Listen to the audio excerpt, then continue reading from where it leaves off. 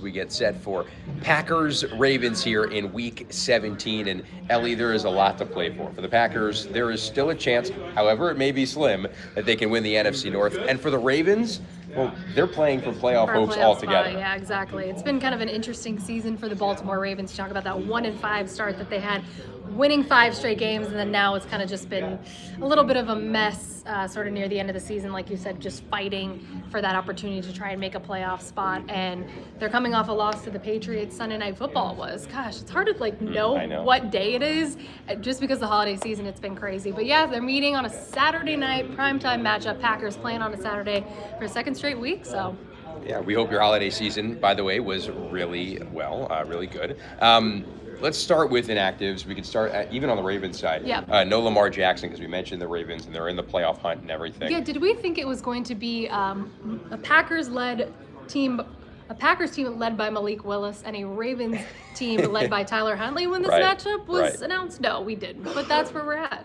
It's just kind of the way things have fallen. So Lamar Jackson gets hurt against the Patriots, a back injury when he was tackled, got a knee to the lower back, came out of that game. And so he did not practice at all this week. So you really didn't think he would play. He was listed as doubtful on Thursday, but it wasn't really certain whether or not he would take the field. Obviously, he will not take the field. Yeah, all signs were kind of pointing in that direction. It just kind of seemed like you said, a lot of times, and you never know, but a lot of times when you don't see a guy out there practicing each week, and especially when he's listed as doubtful leading up to the game time, it's not usually a good sign. Kind of felt the same way in a sense with Jordan Love as well too, just because concussions have to be treated so seriously and not every concussion is the same, right? But just when you look at the way in which he got hit, his facial reaction. Now look, I know he was able to walk on the field by himself, but obviously not playing the rest of the game too. I just didn't feel great about his chances of being able to clear concussion protocol in a week. I just feel like no one should really feel good about someone's chances about clearing concussion protocol in a week. Not to say it doesn't happen, but it should be very slim, especially with the way that the league should be treating concussions nowadays, with just the way that we've seen with like Tua Tagovailoa and his experiences and stuff. They should be treated seriously. It is much too dangerous to try to trot somebody back out just a week after getting a concussion, especially in the fashion that he did. He was hit earlier in the first quarter as well by Austin Booker, who, by the way, was fined over $11,000 on those 2 hits. But, of course, Jordan Love did practice in limited capacity this week. But you're right, there was not much optimism that he would be there. Yeah, I'm pretty surprised, for sure. So. Aside from Lamar Jackson, nobody else of note for the Ravens. There are others of note who are inactive today for the Green Bay Packers, and that one would be offensive lineman Zach Tom. Yeah, and it's his second straight game that he's missing. He's been dealing with a knee injury suffered in the Broncos game. So look, I mean, they played last game without him, and we kind of got a taste of what that was like. Jordan Morgan was the one that ended up taking his place, the second-year player.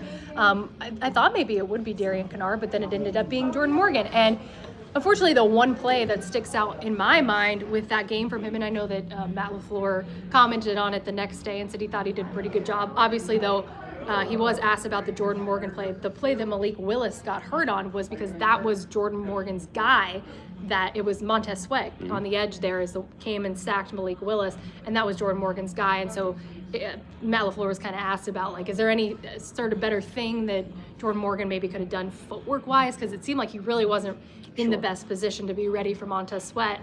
Got around him and then took Malik Willis, and Malik Willis hurt his shoulder on that. So I don't know. I didn't fully analyze every single snap and watch Jordan Morgan and how he played, but that's the one glaring thing that stuck out, or the one thing that stuck out from that game of, hey, could have maybe done a better job. But overall, it seemed to work. You want Zach Tom in there, though. He's a veteran, experienced guy. He's a guy that you paid a lot of money to this offseason to be in there. And of course, it's been a tough season for him. He's been dealing with a lot of injuries. But they won't have him tonight, unfortunately. Yeah, so you'd think it'll be Jordan Morgan. Jordan Morgan has spent a lot of the season flip-flopping with Anthony Belton at right guard up until probably about 4 weeks ago when Anthony Belton, the rookie, just sort of doing a really good job,